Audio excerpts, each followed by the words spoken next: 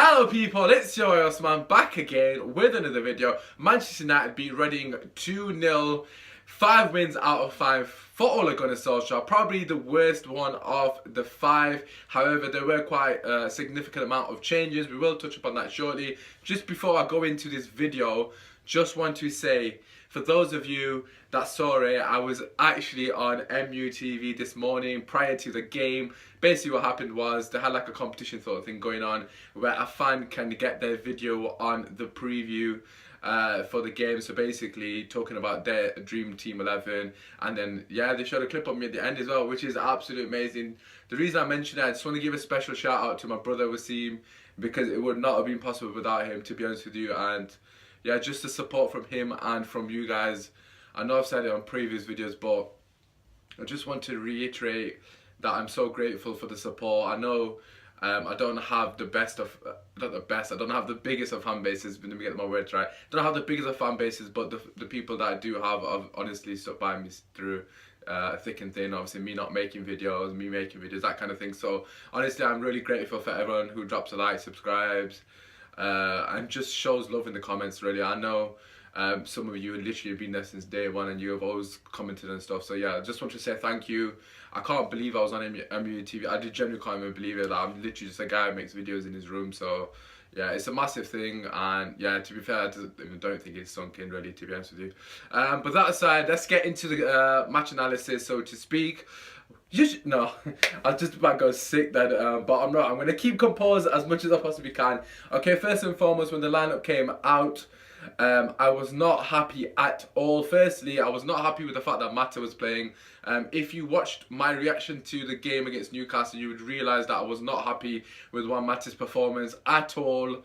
I just don't think he's good enough to play on the right wing now. Like, honest to God, I love Mata as much as the next person, but if he's not playing in number 10, just don't play him. It's as simple as that for me now. It's actually getting that simple, because God bless him, he's a quality player, but he's getting old and he's got literally no pace now. He didn't have pace in his peak days, realistically, and now he's got no pace whatsoever. So he's really starting to frustrate me, because obviously he doesn't offer us anything coming back, of course, because he hasn't got the pace. But going forward, he's just constantly drifting inside, which means we haven't got a right winger, and at the moment we haven't got a proper right back that can get up and down the pitch and actually contribute to the attack. So basically, when Mata's playing, the right side of our team is basically dead, because we haven't got him on the right wing, because he's all over the park, which is fine, but we haven't got a right back basically who's good enough to get up and down consistent enough throughout the game. So basically we're playing from one side of the pitch, which makes it so predictable, and it's just frustrating. And even then, his quality of ball wasn't even that good during the game. I expect better from him. He was a quality player, but he just wasn't good enough. I know he won the penalty and he scored it, which of course I was happy for, but overall it's not good enough, to be honest with you. And this game only indicated to me how much deadwood we have got in the team. A lot of these players, to be fair to them, have not played enough minutes, so it's a bit harsh to be overly critical of them, because it's not really fair. Of course they have not played with each other as well, but I've got to just be honest, it's not, some of them just not worthy of the shirt, to be quite frankly honest with you. Like, even under Sir Alex's days, when we would put a second string team out in the FA Cup, it would never be to this extent. It was just a shambles, and a lot of people used to blame Jose Mourinho, but at the end of the day, some of the players have to step up as well, and today they didn't cover themselves in glory. Just to mention a few, of course, because you probably think, who the hell am I referring to here? Firstly, just want to say Darmy was probably my man of the match, which says a lot about everybody else on the pitch. The midfield three for me personally did not work at all. I wanted him to play Pogba, but obviously it makes sense why he didn't play Pogba. He does need rest. He looked a bit tired against Newcastle, and plus we have got a massive game against Spurs next week, so that made sense. However, I would have liked to see Lingard in the middle of the park, that at least something, or someone with a bit of urgency about it, someone who has been playing under the new regime and can instill that, because all three of those players in the middle of the park have not played under this new system of Ole Gunnar Solskjaer. I'm not sure if they were stuck under Jose Mourinho's system, but first and foremost, I'm just going to go individually. McTominay, for me personally, has had a lot of criticism under Jose Mourinho, and although I have criticised him, I've always stuck by the fact that he's a young player. But for me personally, today, he looked lost. And bear in mind, we're playing Reading, who's 23rd in the league, right? And they're absolutely dire at the moment. They're not a good team. They were absolutely bossing us in the middle of the park. McTominay looked lost. He didn't know what to do with the ball. He was passing it sideways consistently.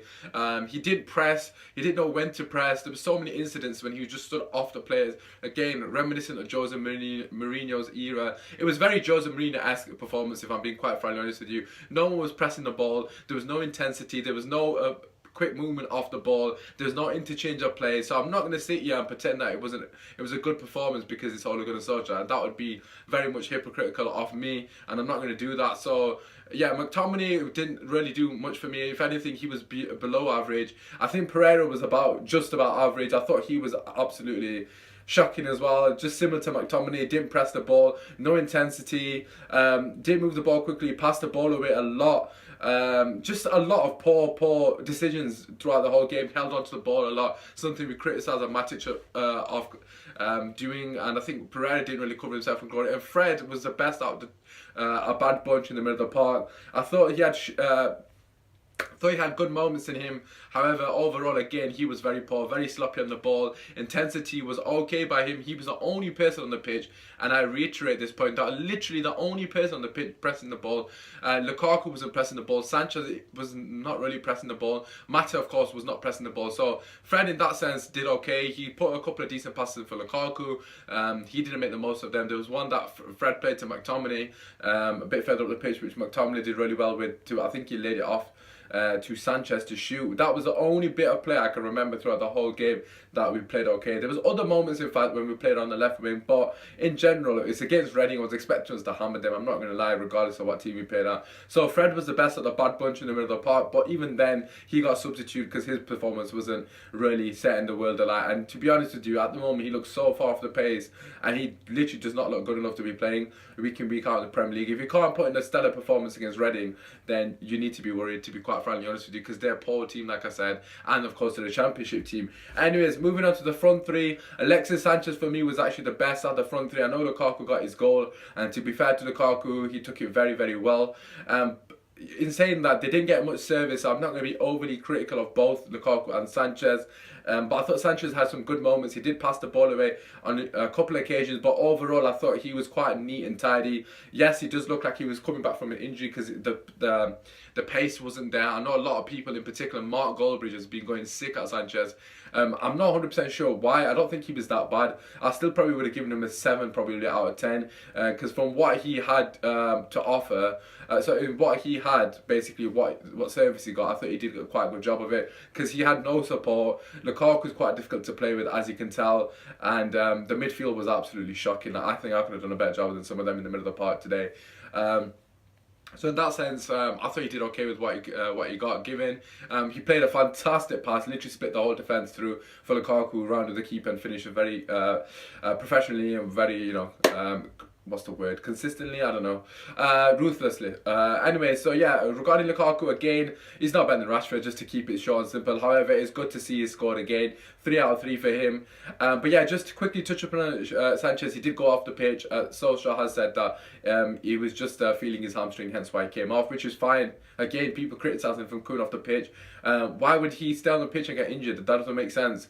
We're playing against Reading, and if anything, it was fine because Rashford came on and Tahith Chong came on, which was I was really happy with. So fair play to Ole Gunnar Solskjaer for rotating the squad and giving everyone an opportunity, because at the end of the day, that was the most important thing, resting our main players.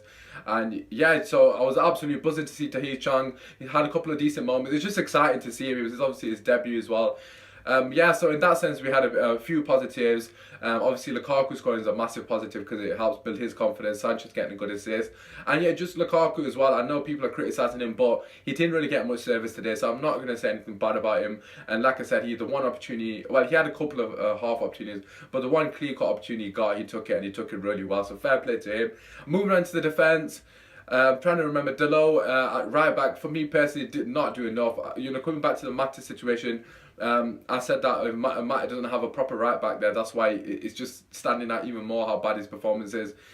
Yeah, Delo's he's not doing enough for me personally. Defensively, he didn't really do much, and going forward, he was non-existent basically. Practically what Valencia was doing, not going past the half and not getting in a position even to cross a ball in. I can't remember a single time in the game that he put a good ball in, or he got in a position. There was one time he got in a position to cross it in and he overhit it. So bit disappointed with Dalot again against weaker opposition. I would have expected a better performance from him, but I will give him the benefit of the doubt. He's still a young lad and he's still finding his feet. Similar to McTominay in that sense, but I'm a bit more frustrated with McTominay, I'm not going to lie, as well as Pereira, because especially in particular with Pereira, because I have high hopes of him, and to be honest with you, him and Fred were absolutely shocking compared to what I expect of both of them. Moving into defence, Darmian, like I said, he was probably my best player. I thought, considering it's not his natural position, I thought he did a very good job. Jones, on the other hand, just did what Jones does, which is an absolute shambles. And Ashley Young, to be fair, Ashley Young didn't do too bad either, so I can't be overly critical. Again, he's not a defender in it, so what can I say about him? Ashley Young, he always gives 110%. And Romero was actually probably the second best player on the pitch after Darmian and Sanchez, I would say. But overall, the main thing was to, get through, which we did that. I'm not going to lie, we did not deserve to win this game. Very, very harsh on Reading. They were the better team in the first half, definitely, and we went 1-0 up. And in the second half, they came out the blocks firing, and obviously we scored a goal in the second half as well to make it 2-0. Overall, we were very poor today, very sloppy, so reminiscent of Jose Mourinho. Pretty much played at Jose Mourinho's tempo. There was no intensity, there was no movement off the ball, like I said. But again, you've got to remember we made 9 changes, and there was literally no fluidity within that team at all. The midfield was non-existent for most of the game, which is frustrating. But like I said, the positives to take: Lukaku scoring, Sanchez getting an assist, I suppose Mata getting a goal as well, and of course Tahir Chong coming onto the pitch. So there are positives. I suppose you could kind of take away the fact that Darwin can actually play centre back, although he was only against a lesser Reading. We don't know how he would get on, but he's probably better than Jones. Like, I'd rather play Darmian and Lindelof. You don't know, innit? I suppose that's it's not really positive. I'm just clutching on straws. Overall, not happy with the performance, but nevertheless, we got through, which is the main thing. And to be honest with you, Ole Gunnar Solskjaer has probably learned a lot about his team through that game, and which players he can and can't trust. So it's important that we have these lessons as well. So moving on, obviously, into the 4th round, which is the main thing. Just to reiterate, thank you for all the love and the support. If you're new here, feel free to subscribe, drop a like, all that good stuff. It has been your boy, man. Go United! Come on!